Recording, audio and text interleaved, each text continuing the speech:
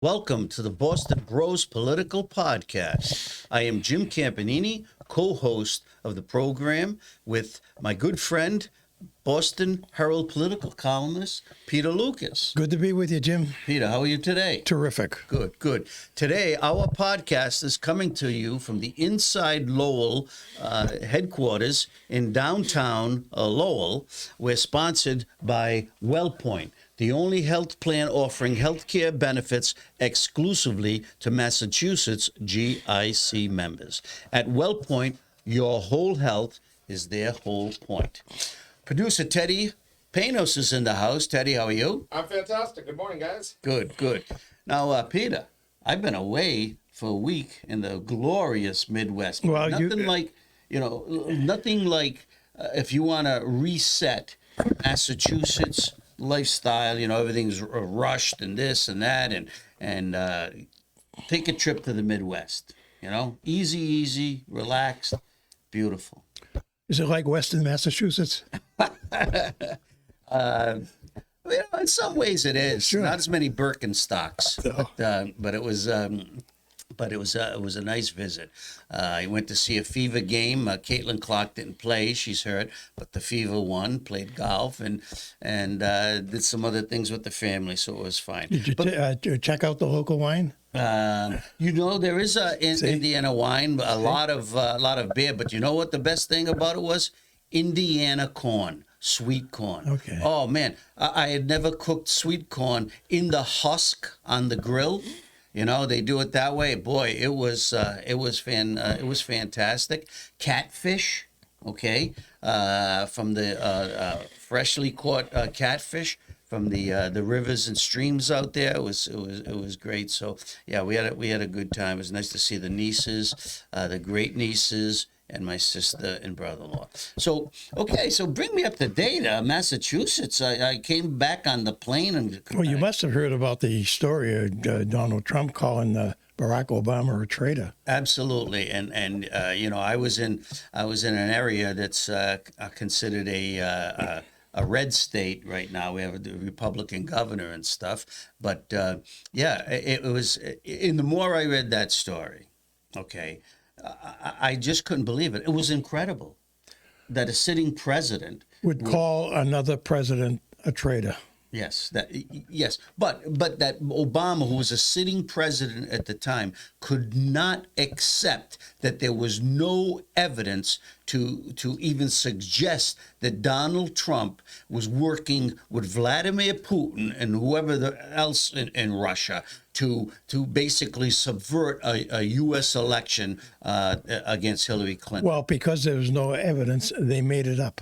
Yeah, Right in the White House. Basically in the White House. When the CIA, Comey, Brennan, and whoever was involved in that, and none of their staff could find any evidence to suggest that Trump was involved in any type of collusion with Russia. The report came back.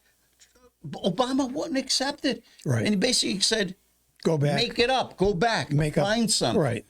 And now they've been caught. And it's the biggest scandal, I think, in the 20th century. You'd never know it, though. You read the Boston Globe. Well, you basically read a story. the Boston Globe and the Washington Post and the New York Times, they're all in the tank. They're still in the tank to Obama. They will not give Trump a break, nor will they tell the truth. Man. This was designed to savage Trump's first administration, and it worked. They did savage the administration. They blocked everything that he tried to do. And they got Pulitzer Prizes for it. Yeah. Amazing. A phony story that they made up. They knew it was phony. They knew it was a lie. They leaked it, and they got prizes for it. But how about that sabotage included all these leftist social media outlets, podcasts, newspapers. I mean, they crushed the American reading and viewing public with all these lies that basically, I mean, Trump didn't lose the election by much, but it was enough of these damaging lies to basically say Trump is working with the Russians. Okay, remember all those business things that Vladimir Putin has pictures and stuff on Trump, because there's a reason All why. lies, It was all lies. Right. They did more to harm democracy than No doubt about it. No doubt about it. That Trump is ruining democracy and stuff. I mean, it is unbelievable. But Peter, it comes back to me. Why? Why did Obama do it? Well, one of the reasons is that they could, because they knew they had assets that were willing to go along with them, like the media. And another reason is they wanted to destroy Donald Trump. And they almost did in that first administration. That led to what? Impeachment hearings and impeachment and so on and so forth. And he was defeated in a close election. And it worked. But they never counted on him coming back. Right. And here he is, and now it's time for retribution. And Obama, is the headline of my column that I wrote last week, Obama needs to answer questions. He needs to explain everything that he did to the American people. The people deserve an answer to this. And he can't be hiding away and issuing a statement, a canned statement through a spokesman. He has to call a press conference, and he has to answer questions. Well, the thing that gets me is just that, Americans more and more suspicious of their public institutions, especially, the FBI, the CIA, the Secret Service. And this just feeds into that, because these were men and women who were at the top of some of these organizations that are supposed to know the secrets of government and act on information. And yet the people who were doing the field work basically got it right.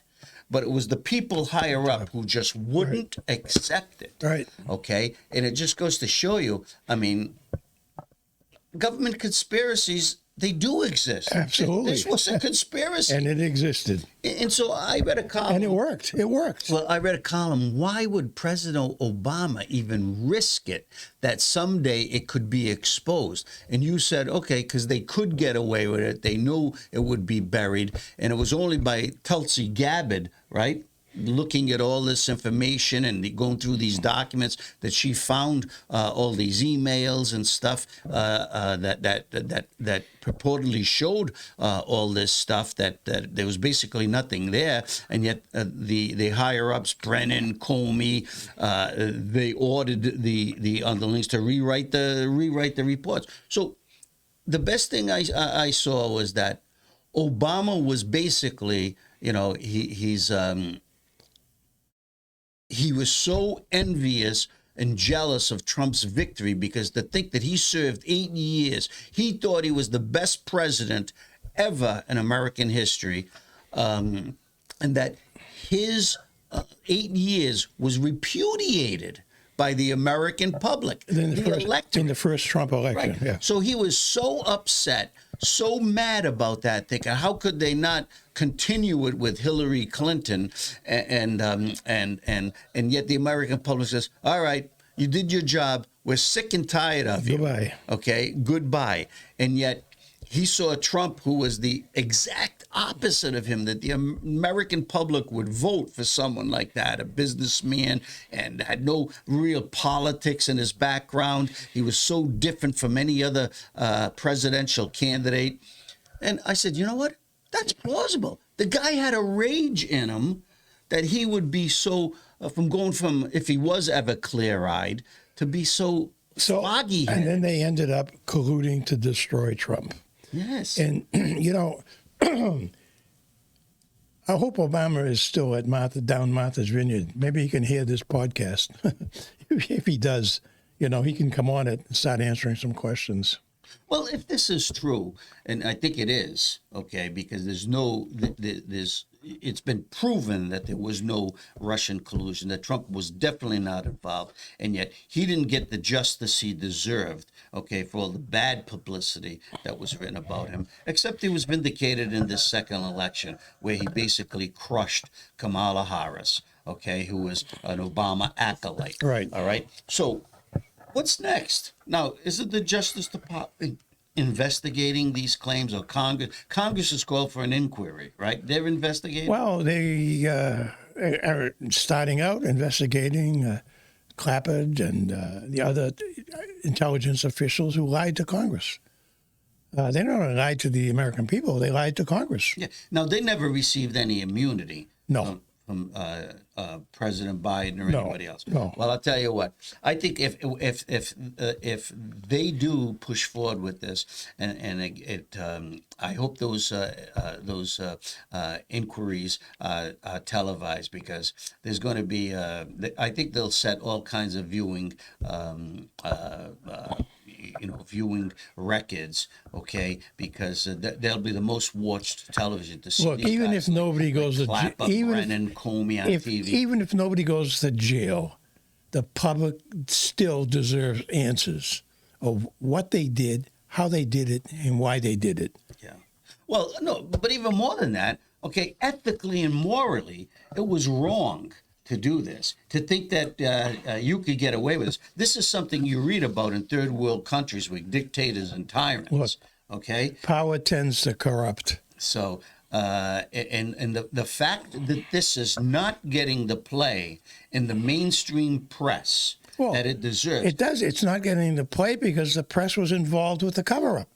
They were involved with the whole thing from day one, and that's why they're not covering it, because they colluded. And this is the same press the present administration, Donald Trump's administration, is shaking up everything, looking at under every rock, okay? And they're saying that he's destroying the democracy. And you say to yourself, he's making it healthier, isn't he? He's making it healthier. No one has lost their free speech rights. No one has lost their. If you're a U.S. citizen and you stay on the right side of the law, you're actually enjoying one of the most golden ages of American economic history, which leads me to my next point. Here's another underreported story. Okay, I mean, everybody's crowing about the economy. Right. Remember, the economy was supposed to tank. All these leftists and so-called experts were saying, "Oh, well, Trump's tariff proposal, inflation's going to skyrocket. Americans are going to lose their jobs. You just wait. Everything's going to fall in on this Trump administration." And now, even Jim Cramer, the other day on CNN, he couldn't control himself. He says, "What the blank is going on with the Trump economy?" He said it as a positive thing. He used the word, a bad word on TV, then he apologized. He says, it's amazing what's happening. The economy is taking off, and yet all these doomsayers are out there saying this was going to happen, that was going to happen. Did you know in the month of June, the U.S. had a surplus of $27 billion into the U.S. Treasury, and was all from tariff revenue that was non-existent before? And what else? $500 billion in new foreign investment. These are tariffs that are supposed to destroy the country. Yeah, and creating thousands of jobs throughout the homeland. And how about the EU, European Union, caving in? Right. Trump originally wanted to impose 30% tariffs on most goods that come in from the European Union, and then he got them to the table, and he said, "Okay, I'll lower it to 15%." And what did the EU agree to do? They says, "Yeah, we'll go along with it." Plus, next thing you know, they were getting rid of the windmills. Plus, they promised $600 billion in new investments in America, okay, foreign countries moving here, plus they agreed to buy U.S. energy and U.S. military equipment. Bingo, out of the deal, done. Right. He also reached an agreement with Japan, okay? Indonesia, Philippines. That was almost as lucrative because the Japanese are going to invest $500 billion. So I'm saying to myself, this is the Trump economy, the new Trump economy. It's actually America first as opposed to America last. But he's still not getting the credit he deserves. He's not getting the credit. And you know what? Except on this podcast. But it's not even that. It's the facts. It's the facts. It's the truth. Okay. The stock market that was supposed to go downhill. Remember how it kept going up and down all the time. Look, the new motto is don't let facts get into an anti-Trump story. But I'm saying to myself, people should be proud to be American. All peoples, whether you're Democrats, Republicans, Libertarians, or whatever. Okay, politics different, but we're concerned about jobs. Jobs for our kids, jobs for our grandchildren and stuff. Where do you think they're going to come from? Okay, so you need investment. In I think Donald Trump's true worth. I mean, and why Obama probably did a lot of what he did, the damage he tried to do to Trump, because Trump did not fit the prototype for the American presidential. Of course he didn't. Political Jim, candidate. he's a president with swagger. We haven't had a president with swagger since JFK, for God's sakes. And people are not used to that. It's like out of the blue. He's so confident and bold, and his ideas are working. Something must be wrong, and according to the thinking of the opponents, therefore he must be a Nazi. What I can't understand is why do these leftists and a lot of these Democrats hate America? I mean, anything that Trump does to try to strengthen America, they point to nationalism, and this was what led to the rise of Nazi Germany and fascism and stuff. And I'm saying, the guy's just trying to make it better for people of America.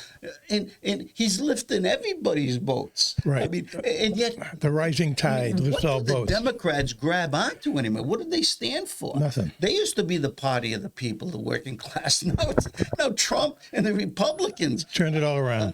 Turned it all around. So I'm saying to myself, you can't even read an AP story, Associated Press, which is supposed to be, neutrality and everything they report. And everything they put in the story, they start out maybe with a major announcement by Trump. Then they got to put in all this background material that's negative before they get to the gist of the article. It's awful. It's awful. I mean, it's just incredible. So I'm just glad that things are going well. Because it proves, I'm living off my retirement and stuff. On the stock market side, I'm doing pretty well, But I think Trump, and that's why his favorability ratings. And he's only been president for 6 months. 6 months. Got 3.5 years to go. When is the guy going to take a day off? He doesn't take a day off. No. So it's just a crazy time. But you know what? Trump knows the art of the deal, and he knows that leverage matters most. And the U.S. has a lot to leverage. We've been exploited by some of our best allies for years and years and years, when we couldn't sell American goods in their markets, but they could flood our market with their goods, and we had to buy it. Other presidents had this appeasement policy. They turned they turned a blind eye to it. Well, they're our allies, and we got to help them out. No, you know what? Yeah, we can be good allies, but you know what? Let's be fair. And Trump is saying we're evening off the playing field now. Okay, we'll be your friends and everything else. And it's working. Business is business. And it's working. Okay, so let's move on to speaking of legalities and stuff. How could our state attorney general, Andrea Campbell, just take a secret trip to Paris, not tell anybody? Everybody should go to Paris. It's a beautiful place. I mean, just like the governor sneaked out of the country to go to France. That was a vacation. But this was a national conference, a national conference of governors. I mean, U.S. Attorney General, State Attorney General. National Association of Attorney Generals. They hold their convention in Paris. In Paris, not Boulder, Colorado, not San Francisco, You can't make this stuff not up. Kalamazoo, Michigan, but Paris. What better place to hold a conference? Now, you're writing a column on this. I did a Why don't column you on it, give yeah. Our viewers a little background because it's unbelievable. Well, the Herald broke the story because they looked into her expense account, who paid for the trip, and found out that she billed the state with a credit card for $13,000 for transportation at this Paris convention. And she went over with 2 aides, unnamed, unidentified aides, and spent several days there. But it was an unannounced trip. There's no agenda. There was no notes of any meetings. There was no... So wait a minute. You're telling me there's a national convention held in France and no one knew anything about it? Right. No agenda was posted? No, right. Nothing? Not Right. even the dates of when it was to be held? That's right. And it only These are it only state attorney generals. it only became public because the Herald looked into the expenses, how it was paid for. And what's not pointed out, what hasn't been pointed out, is these conferences are sponsored by lobbyists, like lobbyists from Amazon and Pfizer, and they pick up the tab for most of the conference. And they pay for the food. Sometimes they pay for the housing. There are hotels and so on and so forth. And there's no accounting. There's no accounting for it. But the irony is, Andrea Campbell and other Democrat politicians, but particularly her, she ran on the campaign. Her campaign was on transparency and accountability. But you can't get any transparency or any accountability on anything. It is. I said it's incredulous. I mean, when I was the editor of the Lowell Sun, I mean, these stories would run for days. We'd go from the meat to the bone, writing these stories and stuff, and yet you hardly see a word. And he follows. Credit to the Boston Herald for being on top of it. But you mentioned there were 13,000 in transportation charges. Any other charges? No, that's the interesting thing about it. Who paid for the dinner? Who paid for the hotels? Who paid? There's no accounting for it. Did the lobbyists pick up the tab? I don't know. But, Which you would think that an attorney general who has to uphold the law and be neutral and everything. But not only that, wouldn't even accept the meals and gifts and stuff like that. I'm not saying she took any gifts yet, but it sounds like this whole trip was a gift. And lobbyists, who are the lobbyists?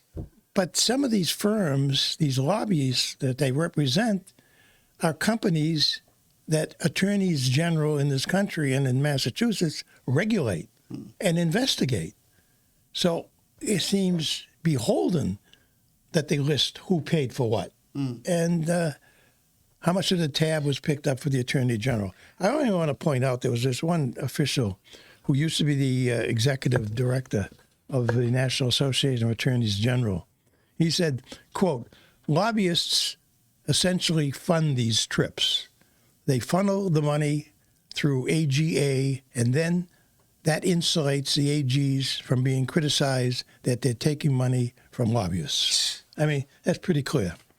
Yeah. Well, now these AGs, they're both Democrat and Republican AGs. Right. It was from both parties. From both parties. So, well, shame on them for being for doing this with a lack of transparency and going overseas. There's so many great places in this great country to go to have your convention, and you have to go to Paris. Well, they go to Paris because they're probably pretty sure they're not going to get much coverage.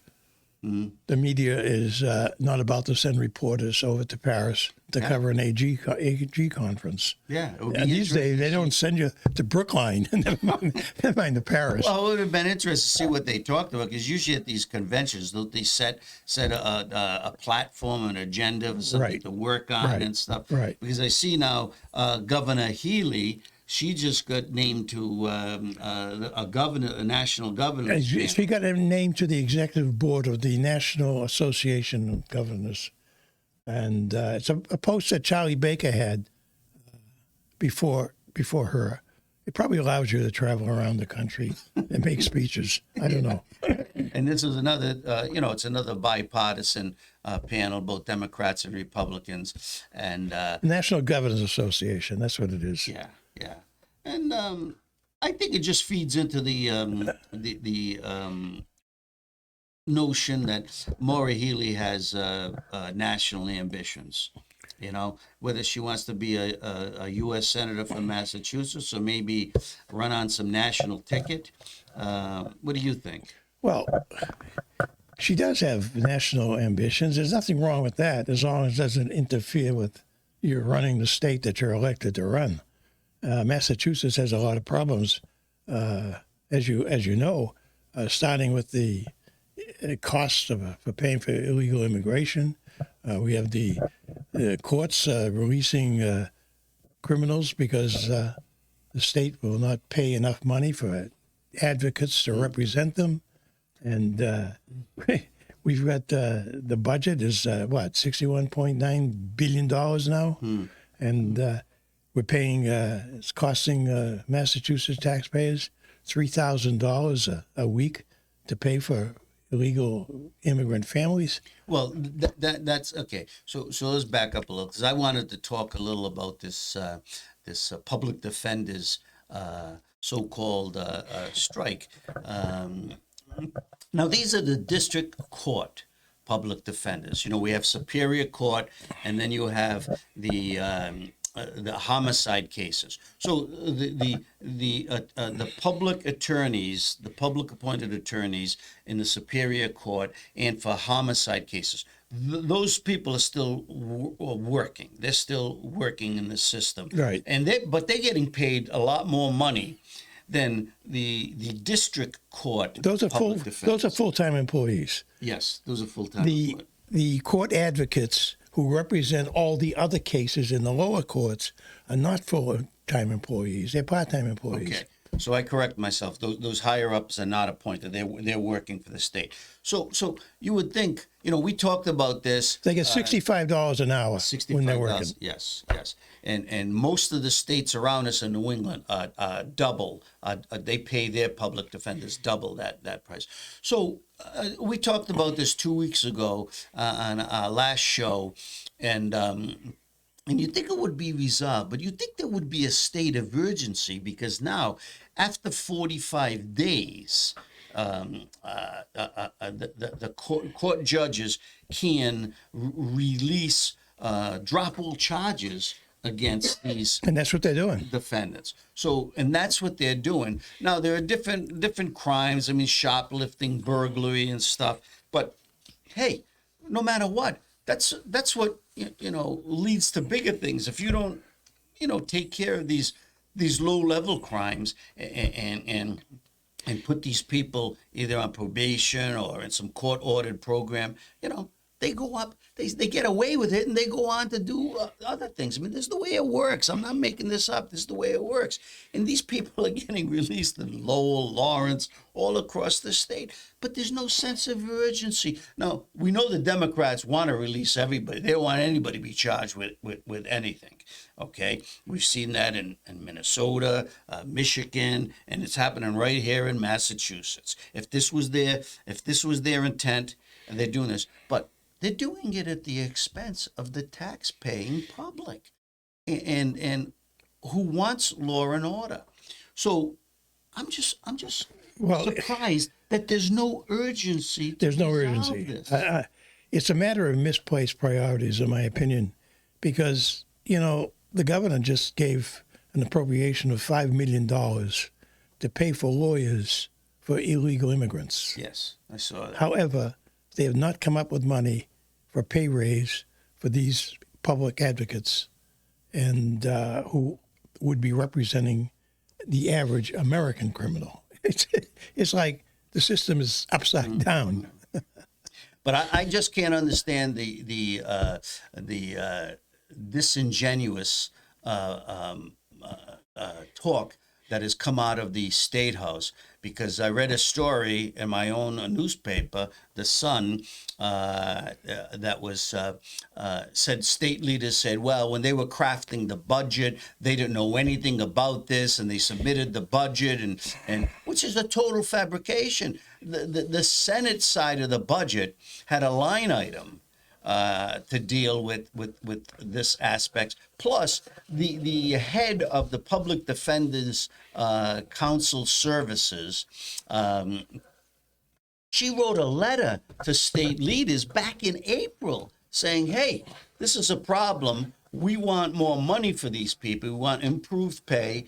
We've put it off long enough. And no one basically responded to it. They ignored her. So to say that, oh, this we don't know anything about this, and they just sprung it on us, is a total fabrication. It's a lie. It's a lie. And now it's come to the point, where no one seems to really care about getting this resolved. And the governor made a statement. Oh, I want to see this thing resolved. Well, Governor, why aren't you calling the parties into your office and brokering a deal? Isn't that what Donald Trump would do? He does it every day. Yeah. And how about the garbage strike affecting 22 municipalities? I mean, once again, 2 weeks ago, it's been going on for over a month. And all these communities now, it could lead to a public health hazard. That's what they're saying.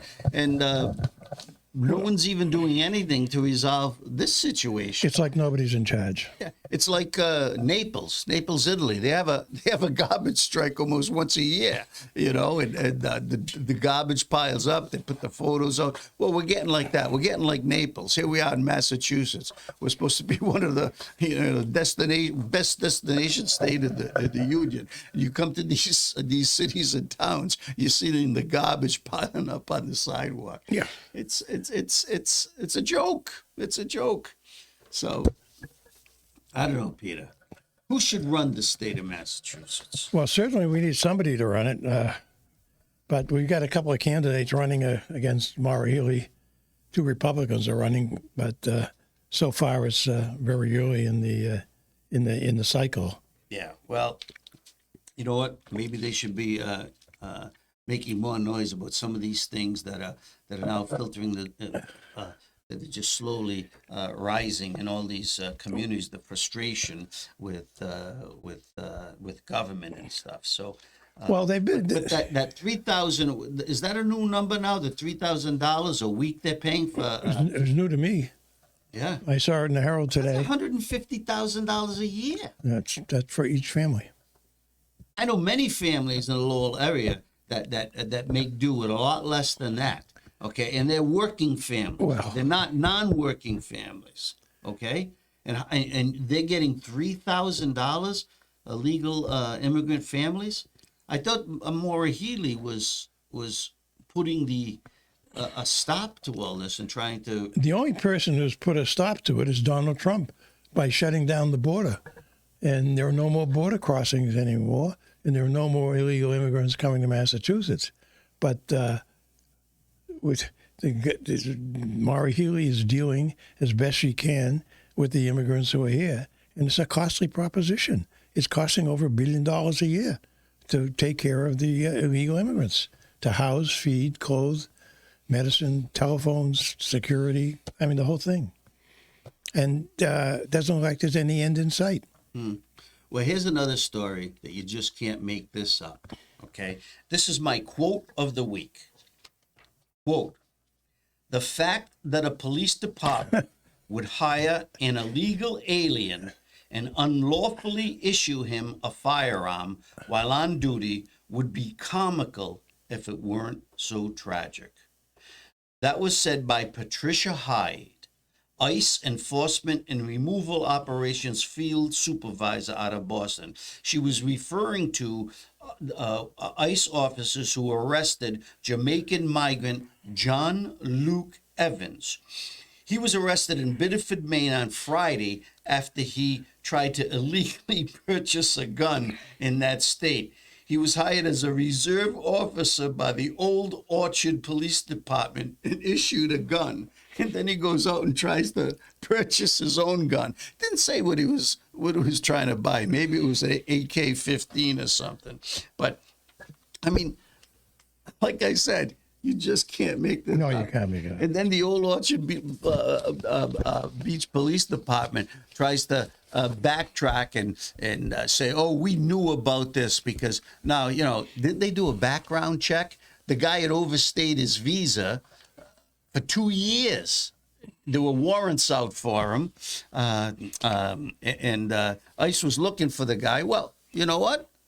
He tried to purchase a gun. Boo! Red flag, and they nabbed him. Yeah. Could be a nice guy, but still, why didn't he tell the Orchard Police Department, "Hey, I got a problem here. Maybe you guys can help me, and we can work this thing out." But unbelievable. Well, And they said this happens quite frequently all across America. Can you believe that? well, I don't know. I guess I can believe it, but we can't be too harsh on a lot The state of Maine? of. Old Orchard Beach is Old a great Orchard place to visit. But what was he doing trying to purchase a gun? See, there's another answer. He already had a gun issued to him from the police department. The guy in New York had a machine gun. I mean, Yeah. an AK-47, walking down the street. You saw the video, haven't you? Yeah. Just, It's crazy. It was crazy.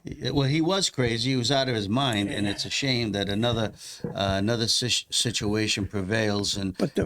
But him in New walking York. down the street and nobody confronting him, no cops or anything like that, no video, giving people a hint that this guy's walking into a building with a gun. Yeah. Well, look at the brawl in Cincinnati, where 2 people were pummeled by a group of almost a dozen people, and it was black on white attack. Reverse it, what would have happened? But 100 people were standing by, and not one of them called the police. Right. The guy was on the ground. Yeah. They knocked out a woman with a punch. I mean, it was just it was terrible. I couldn't even watch the entire video because usually when someone lands on the ground, once again, when we were kids growing up, and there was a fight. You knock someone down, it's over. You either let them up or the fight was over. Right. That was it. Right. Right. And nowadays they just kept kicking them in the head and the side, and everybody was taking shots at them. It was disgusting. But that's what's happening. It's in some of these places, and it's terrible. So Peter Lucas writes 3 columns a week, and you get your column coming out this week on the Attorney Generals. Is that Yeah, right? no, listen, I got to call him. I'll have a column on the Attorney General shortly. But what's your next one coming? I'd like to do a column about Alligator Alcatraz down there. It seems to me that's one of the best things we got going in this country. Yeah. We got a good place down there to send all these illegal criminal immigrants, and in my mind, I think of what Governor DeSantis said to a group of critics the other day, who were criticizing Democrats, who were criticizing his facility down there, and he said to them, "How many people have you reporters visited? How many have visited angel mothers, parents of victims of these criminals?" And the answer was, none. But be that as it may, I think it's a successful program. Well, here's the other thing. The place is so far in the swamp. No one wants to go there. No one even knew it existed, before Trump proposed it. It's so out of the way, it's not going to impact anybody. No one could escape because the swamps are filled with alligators. I mean, it was a brilliant idea. And yet, all of a sudden, like if you tried to build a new prison in Massachusetts, there'd be zoning fights, and the community would be upset. No one even lives around this area. And yet now, all of a sudden, the environmentalists are saying, "Oh, this prison's going to ruin the environment." This is one facility. I did a column a couple of weeks ago on a book about the German prisoners of war who we captured and brought to the United States for internment because there was no place else to put them, okay? And we built 600 facilities across the country to house German POWs. 600. You think we could do that today? Well, we just do Alligator Alley down there, Alligator Alcatraz, and it's just amazing. Could we do 600 prisons today? I don't think so. Well, Peter, when after the invasion of Iraq and Afghanistan, more so in Afghanistan, we built entire communities. We built schoolhouses. We built housing for the people, okay? And we did it in months, not years. And yet, if you had to build in this country, all the regulations and land zoning problems and everything else you have to go through, that's why it takes years to build up. There's barrier housing requirements in Massachusetts that I know the government through the years has been trying to eradicate or at least soften so we could build more housing, but it's incredible how we can do these things, for people in need overseas, but we can't do it for our own. But we put the illegal immigrants in our hotels, our community hotels, our public buildings, so that there's no place for Americans to stay anymore, and it doesn't make any sense. I mean, it really doesn't. So we should even be building facilities to take people off the street. Yeah. Mass and cash in downtown Boston is exploding again. Yeah.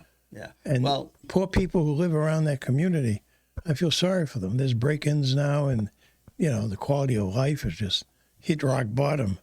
It's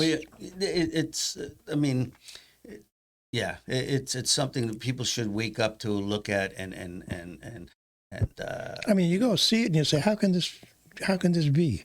Why isn't somebody doing something? Why can't they take these people off the street? Because we have the solutions, and no one wants to listen to us. Right here on the Boston Post Political Podcast. So I want to close the show, Peter, with the new American Eagle blue jeans ad with Sydney Sweeney, one of my favorites, okay, favorite actresses, okay?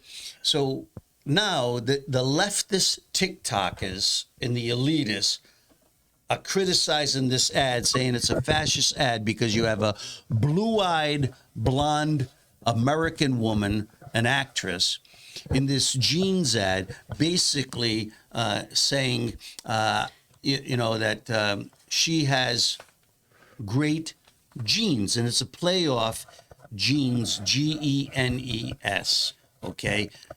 Play off on a genetic makeup. Yes, Yeah. yes. So right away they're saying, oh, this is Nazism. This is just to plant Nazism in the mainstream and stuff. And this is how it started in Nazi Germany, and everything. And I'm saying to myself, but these people are crazy. They got nothing better to do. It's a great ad, Sydney Sweeney. I mean, just like it was a car ad or a McDonald's ad, they're always doing play on words, creativity. That's what advertising is about.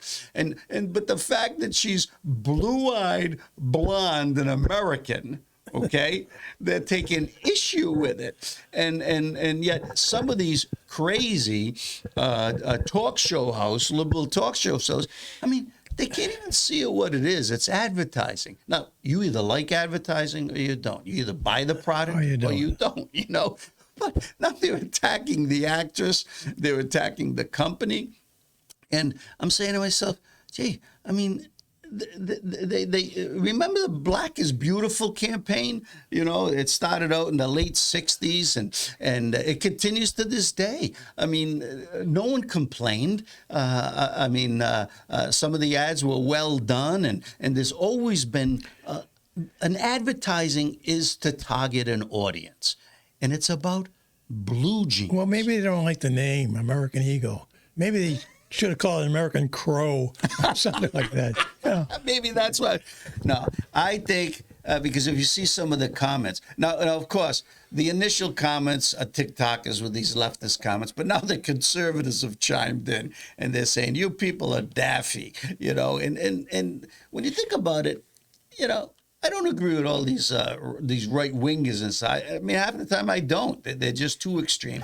But the conservatives in the middle, or just independent people, I mean, they're more sane, and they say, "Hey, it's advertising." Listen, if I came across a car called American Eagle, I'd buy it in a minute. Yeah. Let alone a pair of jeans. So, and once again, an American company coming up with a campaign. I think it's going to be very successful. It's stylishly done. It is provocative, seductive. Sydney Sweeney is an attractive woman, and the jeans fit her very, very well. I don't think I've worn a pair of jeans in 10 years, but anyway, I'm a chino guy. Okay. Chinos. Yeah. But anyway, America. Come on. You wouldn't buy them if they were called American chinos, would you? Well, Japanese chinos. No, Japanese chinos. I'd still buy them. If I like the fit, I'll buy them. I mean, it's a product. We're consumers, But, hey, God bless America. God, there's an American Eagle on my hat. Oh, man. This show might be criticized from the left. I don't know. So, well, listen. So that's our show this week. It's hot out there, but it's going to be cooling off a little this week. Remember to read Peter Lucas's column in the Boston Herald 3 times a week. Let me see if I get it right. Monday, Thursday, and Saturday. You got it. All right, Monday, Thursday, and Saturday. It's the best read in town.